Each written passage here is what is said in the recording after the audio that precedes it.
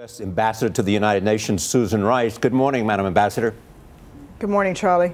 So tell me why the Egyptians are so insistent on this and what options we have other than withdrawing aid. Well, Charlie, first of all, it's important to underscore these Americans have done absolutely nothing wrong. They do what American and international NGO workers do in various different parts of the world, which is to support democratic development and civil society. They need to be released immediately and come home to their families. The work that they've done in Egypt is to build and support civil society as they seek to build a more democratic Egypt. Is there anything else the United States can do, though?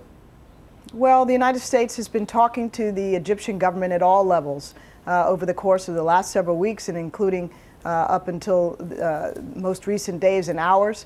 We'll continue to press the Egyptian government to understand that this has serious consequences for our bilateral relationship and that these individuals must be released. Let me move now to Syria.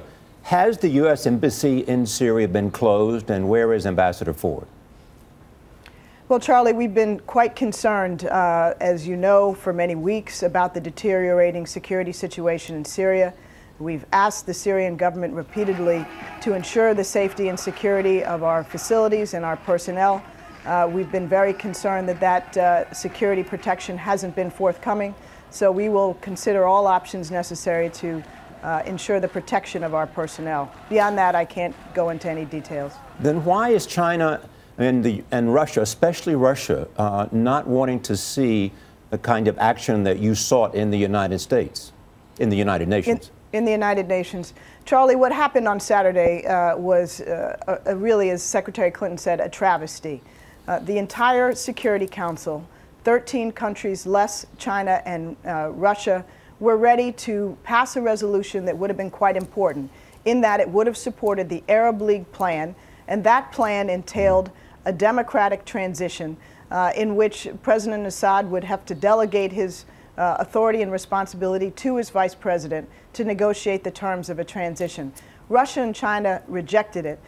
Russia decided again, as it has for many months, as it's been protecting the Assad regime, that it would rather stand with a dictator, rather protect somebody whose days are numbered, than side with the Syrian people and the people of the Middle East who are protesting peacefully for their basic universal rights. This was a decision, I think, that over time Russia and China will come to regret. It was short-sighted. They are the ones that are isolated now, along with the Assad regime. So are we looking at civil war in Syria?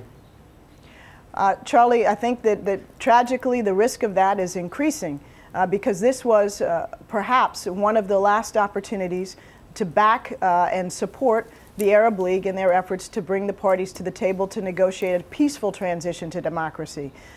Certainly the United States and the rest of the members of the Security Council, minus China and Russia, have an interest, as do the Arab League, in a very peaceful transition. We'll continue to promote that. We'll continue to step up the pressure on the Assad regime through all means, diplomatic, economic, and otherwise. But the risk of civil war is indeed increasing.